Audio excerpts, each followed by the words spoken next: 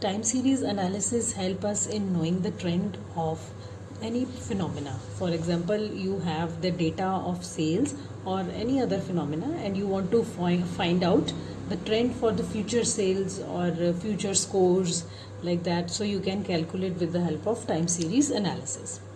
So for the purpose of calculation of the trend, we have four methods with us. First is the graphic method.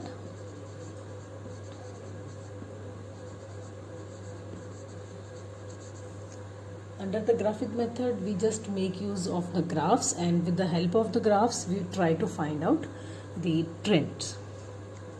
Second is moving average method. Under the moving average method, we take the average that keeps on moving. According to that average, we try to find out the future trend of the values. Third is semi-averages method. In this method, we divide the series into two parts, and from the two semi-averages, we try to find out the future trend values. And last is least square method. Under the least square method, we make use of the equations. With the help of equations, mathematically we try to find out the future trend values. So let us see these four methods one by one. First is graphic method.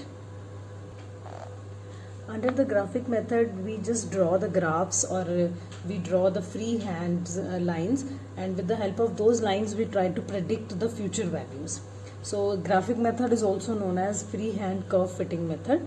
And now see how we just try to estimate the future values. For example, the data has been given to you for the year 2001, 2, 3, 4 and 5. I'm just taking the data of 5 years, and company's sales in lakhs we have been given to us. 40 lakh, 44 lakh, 48 lakhs, then 42, then 46. So if we have been told that we have to predict that what will be the future sale in 2010 or in 2020, what will be the sales. So how we generally draw the graph, we will be drawing in the same manner.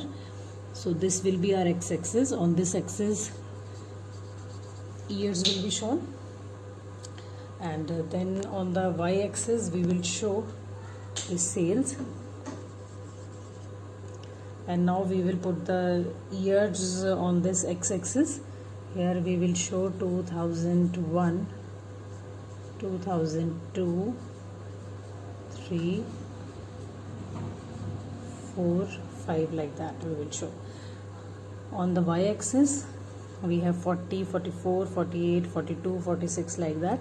So we can just start from 40, 42, 44, 46, 48, like this we can extend to a number of sales.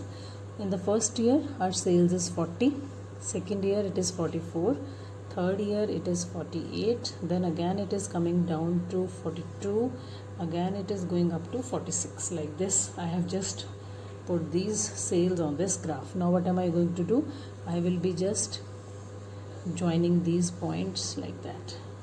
So this is how a graph is drawn, and if I have to see the trend, I can see that it is a increasing trend. I will be dividing my diagram in two parts, and in one arbitrary line I will just draw anywhere.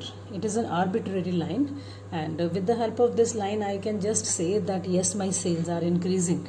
I can see my sales are increasing, but somewhere it is going down also, but ultimately my sales are on an just increasing trend. So I can just tell you that this is not an accurate method, it is just an estimation method. So it depends upon the personal judgment of the researcher who is drawing the line which is going to best fit your data.